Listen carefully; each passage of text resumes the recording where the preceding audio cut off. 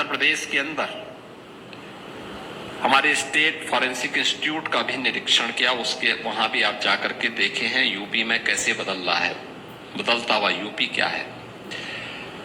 हमारा जो state forensic institute है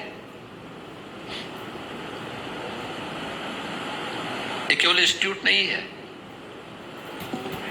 ये हमें एफएसएल और साइबर सिक्योरिटी के बारे में ही नहीं बताता है।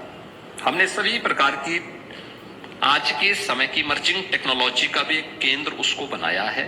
हमारे वहां पे सर्टिफिकेट, डिप्लोमा, डिग्री कोर्सेज भी चल रहे हैं। लेकिन महत्वपूर्ण क्या था, ये भूमि उत्तर प्रदेश पुलिस की ही थी, लेकिन इस भूमि पर लखनऊ का एक कुख्यात माफिया कब्जा कर लिया था और गवर्नमेंट उससे भाग चुकी थी, क्योंकि गवर्नमेंट के संरक्षण में, पिछली सरकारों के संरक्षण में वो माफिया इतना प्रभावी था कि उत्तर प्रदेश पुलिस की हिम्मत नहीं हो रही थी कि उससे खाली करवा ले।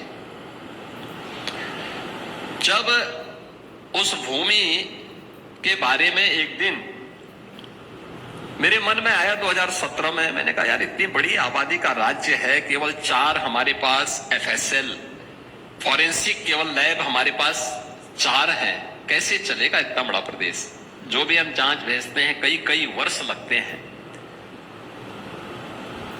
जब भी मैं पूछता था कि भाई नई लैब्स क्यों नहीं, नई लैबोरेटरीज क्यों नहीं स्थापित करते हो, लोग बोलते थे साहब मैन पावर नहीं मिलेगा। मैंने कभी इंस्टीट्यूट को स्थापित करो, अच्छा पैकेज दो, ये हाथ पे हाथ धरे रहने से नहीं होगा काम।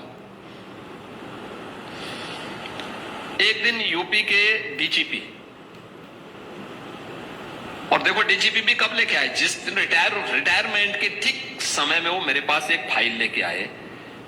तो मैंने कहा ये क्या है, मैं सोचा कि हो सकता है कि वो अपना एक्सटेंशन का लेकर के आए होंगे। तो मैंने कहा ये क्या है, तो उन्होंने कहा साहब जो है आप फॉरेंसिक इंस्टीट्यूट की बात कर रहे हैं, यूपी पुलिस की ही लैंड है लेकिन एक माफिया का कब्जा है। तो मैंने कहा ये तो हमारा सबसे प्रिय विषय है।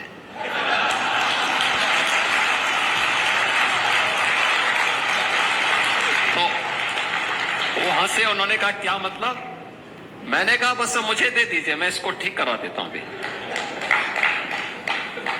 आप आश्चर्य करेंगे कि 120 एकड़ लैंड है वो, एयरपोर्ट से मुश्किल से 3 किलोमीटर की दूरी पे। उसकी कीमत कैसा आपको पता होगा। और अच्छा समय आया, मुझे बताया, उसने डीजीपी ने मुझे बताया, कहा साहब वो प्लॉटिंग करना शुरू कर दिया है। मैंने कहा घबराइए मत। मैंने कागज निकाले उसके, फिर मैंने कहा रेवेन्यू बोर्ड में किस अधिकारी ने इसके पक्ष में किया था, कब किया था, निकालो उसकी पूरी कुंडली निकाल दो। निकाला, बोर्ड ऑफ रेवेन्यू के चेयरमैन को बुलाया। मैंने कहा तत्काल इसको स्टे करो। वो हाई कोर्ट गया, मैंने इधर एफआईआर लॉन्च करवाई, और फिर वहां पे अगले दिन हमारा बुलडोजर पहुंच गया था। पहली बार जब लखनऊ में उसने बुलडोजर देखा तो उसके बाद वो तुरंत आया सिलेंडर कर, उसने कहा साहब आप एफआईआर में कुछ मत करिए, मैं पूरी लैंड गवर्नमेंट को हैंड ओवर कर रहा हूं। मैंने कहा तो हम ले ही चुके हैं, तुम्हारे कहने से कुछ नहीं होने वाला है। लेकिन याद करना, आगे से अगर कहीं तुमने यूपी के अंदर लैंड कब्जा की तो मान के चलो कि तुम्हें यूपी में कोई ठिकाना नहीं मिलेगा। और आज आप देख रहे होंगे वहां पे बच्चे डिग्री, डिप्लोमा